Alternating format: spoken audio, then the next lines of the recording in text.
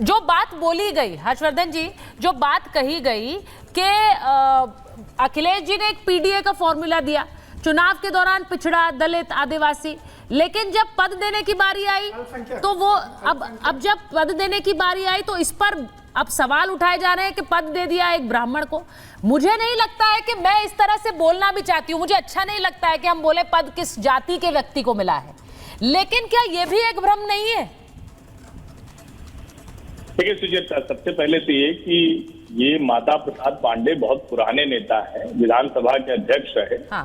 ठीक है, वो हार गए थे। सतीश द्विवेदी बहुत नौजवान नेता भाजपा के, उन्होंने हरा दिया था उनको, फिर उनको भाजपा ने मंत्री बनाया था। इस बार माता प्रसाद पांडे फिर से जीते। तो माता प्रसाद पांडे को कोई ऐसा नहीं है कि अखिलेश यादव नया कोई झाड़ पोंछ के ले आए। वो उनके पुराने नेता है और उनका अधिकार है। इसमें तो मुझे कोई मतलब गलत नहीं दिखता। ये अपनी अपनी राजनीति है तो वो हमला हो। लेकिन जब संजय भाई कहते हैं कि हर्षवर्धन त्रिपाठी कह रहे हैं, तो जरा बताएं क्या हुआ, कौन सा क्या कह के मोदी जी आए? आंकड़ों की बात करिए। इस देश में 10 साल के यूपीए सरकार में जो महंगाई दर रही, वो हमेशा रिजर्व बैंक का जो प्रोजेक्टेड ग्रोथ रेट था उससे ऊपर रही। और इस सरकार में 10 सालों में कोविड काल को छोड़ दे तो महंगाई दर हमेशा 4 से 6% के बीच में रही। आप एक काम कीजिएगा, मैं जो बोल रहा हूं इन आंकड़ों को चेक भी कीजिएगा। आप रोजगार की भी बात करते हैं, रोजगार इस सरकार के कार्यकाल में ज्यादा मिले हैं, यूपीए के सरकार के कार्यकाल में कम मिले हैं। इस सरकार के कार्यकाल में एफडीआई का आंकड़ा पिछली सरकार से बहुत ज्यादा है, रिकॉर्ड है। जो फॉरेक्स, जिसको हम फॉरेक्स रिजर्व कहते हैं, विदेशी मुद्रा भंडार, वो रिकॉर्ड पर है। आज देश में जो अगर हम कहें कि किसी तरह की कोई खाद्यान्न या जो महंगाई होती है, वो हमेशा लिमिट के भीतर रही। यूपीए के शासनकाल में 13-14% तक चली गई। तो मुझे लगता है कि जब आप इन आंकड़ों की बात करते हैं तो उसको तो पहले पढ़ लिख लेना ठीक रहेगा संजय भाई, ज्यादा बेहतर रहेगा। हमसे आप ठीक है संजय जी, तो ये मैं कह रहा हूँ, जो बता रहा हूँ बिल्कुल। लेकिन आप ये बताएं, नहीं अब इसके आगे एक मिनट। ठीक है, बात कंप्लीट करेंगे हर्षवर्धन जी। संविधान समाप्त हो जाएगा, हाँ, आरक्षण छिन जाएगा, ये इससे बड़ा झूठ वाला क्या होगा? और संविधान, अब भैंस खोल ली जाएगी, दो में से एक है, झूठ नहीं था क्या? ये बताएं ना। चुनाव होता है, चुनाव होने के बाद भी जब आप कहते हैं कि संविधान छीनने की कोशिश हो रही, आप झूठ बोलते हैं। ईवीएम में सब मैनिपुलेशन है। ईवीएम था तो कैसे मोदी जी सिर्फ 1.5 लाख मतों से जीते? कैसे फैजाबाद सीट समाजवादी पार्टी जीत गई? जरा बताइए ना इसको। फिर तो सब हरा दिया होता। तो इस ठीक है, जल्दी से जवाब दे दीजिए संजय जी, फिर मैं शाजिया जी के पास जाना है और भाटी जी के पास। मैं ये जानना चाह रहा हूँ इनसे सुचारिता जी कि 35 रुपए, जो जब ये 30 रुपए बैरल पेट्रोल और कच्चा तेल लेकर आ रहे हैं और 100 रुपए बेच रहे हैं, और आप 70 रुपए का तेल आप 100 रुपए में बेचते हैं, कहते हैं महंगाई दर नीचे है। हमें उस दर का क्या करना है ये बताइए। पिछली सरकारों से हमें यदि 30 रुपए ज्यादा देना पड़ रहा है, वो दर कैसे नीचे हो गया ये बताइए। 100 रुपए किलो का दाल यदि हम 200 रुपए में खरीद रहे हैं, हम महंगाई दर कैसे नीचे मान ले, ये बताइए। आप ये बताएं कि हमें यदि 80 रुपए किलो से नीचे मिल रहा है, मैं मुद्दे पर वापस आ रही हूं, मान ले। मैं मुद्दे पर वापस आ रही हूं। बेरोजगारी की बात आपने किया है, बेरोजगार सड़कों पे दिख रहे हैं साहब। आपकी कांवड़ की भीड़ जाकर के देख लिए, यदि बेरोजगार, मैं यूपी विधानसभा की वो तस्वीर भी दिखाना चाहती हूँ। आज आपकी तरह काम कर रहे हैं, बेरोजगार ठीक है। एक मिनट और मैं जरा भाटी जी और शाजिया जी को लीजिए स्क्रीन पर। एक बार मैं आ रही हूँ। हर्षवर्धन जी क्या बोल रहे हैं? हर्षवर्धन जी की आवाज दीजिए। कैसी बात करते हैं? बिल्कुल बेरोजगार बोल देते हैं, बिल्कुल बेरोजगार है। मैं प्रूफ दे सकता हूँ जो बेरोजगार हैं।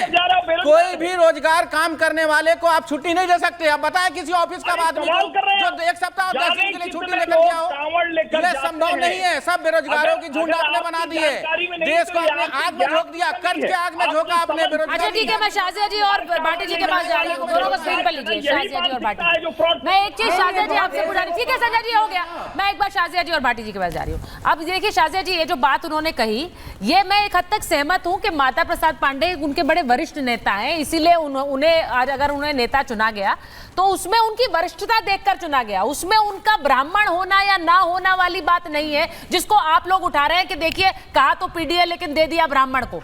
वो वरिष्ठ नेता है इसलिए उन्हें दे दिया। लेकिन बात दूसरी है, बात यह भी है कि आप लोग एक और उन पर हमला ये भी कर रहे हैं कि जातियों में बांटने वाली सियासत भी समाजवादी पार्टी ने की। आप ये भी कह रहे हैं कि इनके राज्य में सबसे ज्यादा वर्चस्व एक जाति का रहा, वो फिर अधिकारी हो या फिर परीक्षा में जो यूपीपीएससी में जो आ रहे थे वो भी। ये तो सब जानते हैं ना, समाजवादी पार्टी की राजनीति, चाहे वो MY हो, मजगर हो, अजगर हो, सब जानते हैं क्या कुछ रहा है। हम लोग यूपी के लोग हैं भाई, हमें सब पता है। तो हमें ये बताएंगे जातियों के बारे में कि किस तरह से कौन जातियों को इस्तेमाल कर रहा है और एक दूसरे से लड़वा रहा है और जातिगत ही राजनीति और आइडेंटिटी की इस पहचान से ही सत्ता भोग रहा है। सब जानते हैं इस बात को। इस्तेमाल करो लोगों की जातियों को और अपना घर भरो, बस यही तो राजनीति है समाजवादी पार्टी की। परिवारवाद, भ्रष्टाचार और जातिवाद, और कुछ है ही नहीं। यही तो 3 पिलर्स हैं इनके, तो ये क्या बोलेंगे, बताएंगे किसी को। अच्छा, दूसरी बात है भाई साहब, अभी ने इन्होंने क्या कहा संजय जी ने कि आप जिस तरह से देख रहे हैं कांवड़ यात्राएं निकल रही हैं, ये सारे बेरोजगार हैं। आपका कहने का मतलब है कि वो जितने भी लोग हैं वो रोजगार के लायक नहीं है, वो उनको कुछ काम नहीं है, क्योंकि वो बेरोजगार है वो निकाल रहे हैं। किस तरह की आप बात कर रहे हैं, मतलब इससे बेहुदा बात मैंने सुनी नहीं है। तीसरी और जरूरी बात, ये भाई साहब क्या कह रहे थे, क्या चुपका है क्या नहीं चुपका है। आपने देखा है इससे पहले उज्ज्वला योजना के तहत जो नारियों को कितनी मुक्ति मिली है इस धुआं से। आपके घर की होंगी वो महिलाएं, क्या हो सकता है और भी गरीब घर की होंगी। हम लोग जानते हैं उन महिलाओं को। आप जानते हैं कितने इज्जत घर बने हैं। आप जानते हैं हाईवेज के विकास से और रोडवेज के किलोमीटरेज बढ़ने से कितने लोगों को नौकरियां मिली हैं। क्या आप जानते हैं किस तरह की परिस्थितियां रही हैं पूरी दुनिया में और हमारे देश में। बीच में नहीं किस तरह से ग्लोबल सप्लाई चेन जो नहीं उसमें दिक्कत आई है, उसमें दिक्कत है, उसके बावजूद हमने इन्फ्लेशन को रोके रखा है। हम जानते हैं क्या हो रहा है। आप क्या जानते हैं किस तरह से रूस से हम बाकायदा तेल लेकर पूरी तरह से कम दामों में तेल लेकर मैनेज कर रहे हैं और अच्छी तरह से अपनी इकोनॉमी को चला रहे हैं। शाजिया जी, क्योंकि मैं इस वक्त डेलिकेट और टूटी हुई अर्थव्यवस्थाएं थी। नहीं खत्म करने दीजिए मेरी बात को, मैंने बहुत देर तक सुना। आखिरी बात, यूपीए के वक्त पर सुन लीजिए आप भाई साहब संजय जी, आपके वक्त पर क्या हो रहा था। सबसे ज्यादा डेलिकेट, नाजुक और टूटी हुई अर्थव्यवस्थाओं में से इंडिया थी और आज सबसे मजबूती वाली सबसे 5 अर्थव्यवस्थाओं में इंडिया है। आपको लगता नहीं इसका असर देश की जनता पे पड़ेगा? आप क्यों बार बार झूठ बोलकर लोगों का, आम भारतीय का मनोबल तोड़ते हैं और झूठ फैलाते हैं? कब तक ये फरेब और झूठ की राजनीति चलाएंगे आप? कभी तो रुकेंगे भाई। देखिए, मैं आज मैंने ये बात और ये चर्चा इसीलिए की क्योंकि एक क्या झूठ या भ्रम के जरिए एक पॉइंट स्कोर करने की कोशिश की जाती है और फिर जब वो भ्रम वाली सियासत को एक झटका लगता है तो वो बुरा लगता है। मैं एक और तस्वीर आपको दिखाना चाह रही हूँ क्योंकि आज एक बार फिर से सावन का सोमवार है, कांवड़िए निकल रहे हैं, कांवड़िए निकल रहे हैं, ये तस्वीर आप देख रहे हैं। लेकिन इस पर आज योगी आदित्यनाथ ने एक और बड़ा हमला किया। भाटी जी से सुनिएगा क्योंकि इसके बाद मैं आपके पास आ रही हूँ। कांवड़ लेकर निकल रहे हैं। अभी शाजिया जी ने एक बड़ा हमला किया कि कैसे ये कह दिया गया बड़ी आसानी से कि जो लोग बेरोजगार हैं वही कांवड़ लेकर निकलते हैं। वो अपने आप में एक बड़ा हमला है। लेकिन आज योगी आदित्यनाथ ने कहा कि कैसे पहले की सरकारों ने कांवड़ यात्रा निकलने नहीं दी। जरा सुन लीजिए एक बार। याद करिए, यही कांवड़ यात्रा इस कांग्रेस और समाजवादी पार्टी की सरकार के समय, बहुजन समाजवादी पार्टी की सरकार के समय प्रतिबंधित की गई थी।